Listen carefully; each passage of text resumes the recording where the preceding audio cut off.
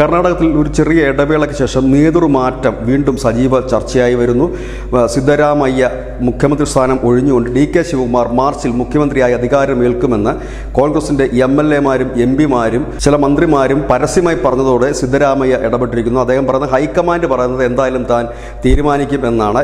ഇരുവിഭാഗവും തങ്ങൾ ഇപ്പോൾ അങ്ങനെ ഒരു നീക്കം നടത്തുന്നില്ല എന്ന് പറയുമ്പോഴും സംസ്ഥാന ബഡ്ജറ്റ് മാർച്ചിലാണ്. സംസ്ഥാന ബഡ്ജറ്റിന് ശേഷം കർണാടകത്തിൽ ഒരു ഭരണമാറ്റം ഉണ്ടാകും എന്ന് BJP അവകാശപ്പെടുന്നു. ഒപ്പം തന്നെ കുമാരസ്വാമി നേരത്തെ തന്നെ പറഞ്ഞിരുന്നു 60ഓളം കോൺഗ്രസിൻ്റെ MLA-മാർ തങ്ങളുമായി ചർച്ച നടത്തി എന്ന് പറയുന്നു. ഒരുപക്ഷെ സിദ്ധരാമയ്യ വിഭാഗം മാറുകയാണെങ്കിൽ ഇല്ലെങ്കിൽ DK ശിവകുമാറിന് മുഖ്യമന്ത്രി ആക്കുകയാണെന്നുണ്ടെങ്കിൽ കോൺഗ്രസ് ഒരു പിളർപ്പ് BJPയും പ്രതീക്ഷിക്കുന്നുണ്ട്.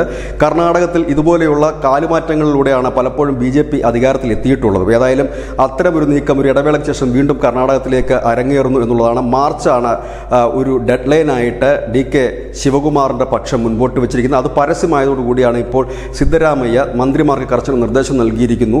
പരസ്യ പ്രസ്താവനകളൊന്നും തന്നെ പാടില്ല എന്നുള്ളത്. ഏതായാലും മുഖ്യമന്ത്രി ആകണം എന്നുള്ളത് DK ശിവകുമാറിൻ്റെ ഒരു വലിയ ആഗ്രഹം തന്നെയാണ്. സിദ്ധരാമയ്യ ആ പദവി ഒഴിയാനൊട്ട് തയ്യാറുമല്ല. ഈ ഒരു സാഹചര്യത്തിലാണ് കലക്കവെള്ളത്തിൽ മീൻപിടിക്കുക എന്ന ലക്ഷ്യവുമായി കുമാരസ്വാമി രംഗത്തെത്തുന്നത്. ഏതായാലും കർണാടകയെ സംബന്ധിച്ച് ഈ കാലുമാറ്റവും ഭരണമാറ്റവും ഒന്നും ഒരു പുത്തരിയല്ലാത്ത ഒരു സംസ്ഥാനം കൂടിയാണ്. ന്യൂസ് ഡെസ്ക് ന്യൂസിൻ്റെ മലയാളം.